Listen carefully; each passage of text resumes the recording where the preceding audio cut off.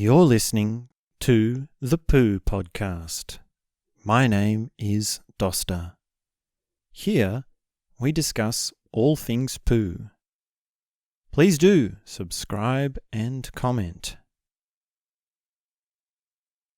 And now, I present to you episode number 10 from Season 1 on the Poo Podcast.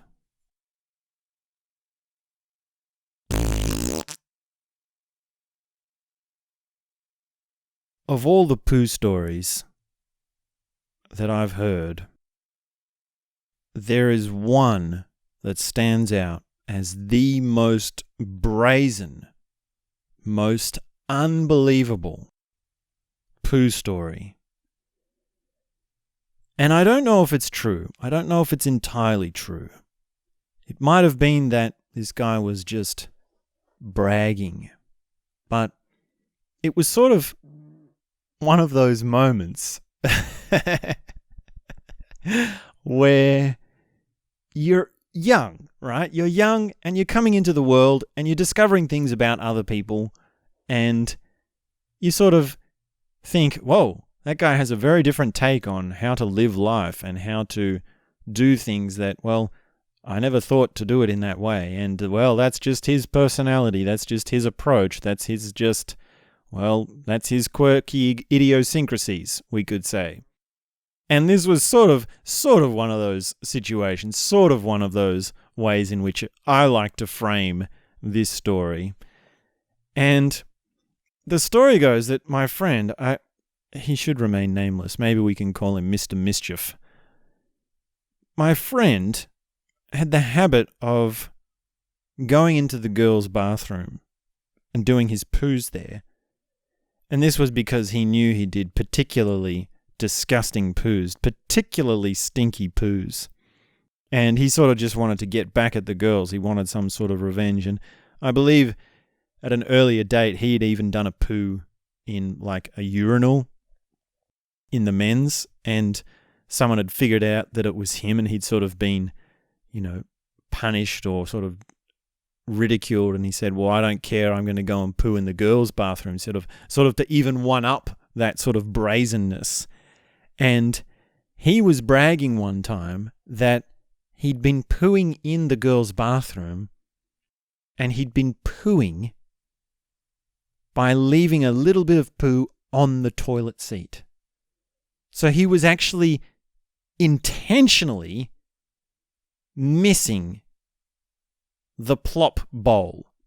He'd actually pooed on the toilet seat on purpose. And that's like some next level stuff, right? Because if you want to get at someone, or if you're feeling pissed off about the world, then, well, you piss on the toilet seat, right? There's a little bit of piss. And especially if you're a guy and you're standing up, well, it doesn't take much to go out of your way to piss on the seat. Now, for the record, I have never in my entire life pissed on the seat. I think maybe once I did it and I got caught and I didn't even realize that was a thing. But then on, for the rest of my life, I have been very careful not to piss on the seat. So please, do not piss on the seat, right? I would never piss on the seat. And yet the thing with pissing on the seat is you don't have to go out of your way to poo on the seat. You actually sort of like how do you do that? You have to sort of stand in a sort of strange different way, right? It's like that would take some effort, almost like squatting off to the side, and depending on, well, how tall you are and how sort of athletic you are, it might not be that easy. So I said to this Mr. Mischief, like, damn, man, someone's going to catch you. You're going to get in trouble again. And some days go past and we're sort of, as friends, saying, well, hang on, how's this going? What's happening? And he said that this did come to a climax when he'd done it enough times that someone had left a note. And the note said, to the person pooing on the seat, please refrain from doing so. You will be caught and punished.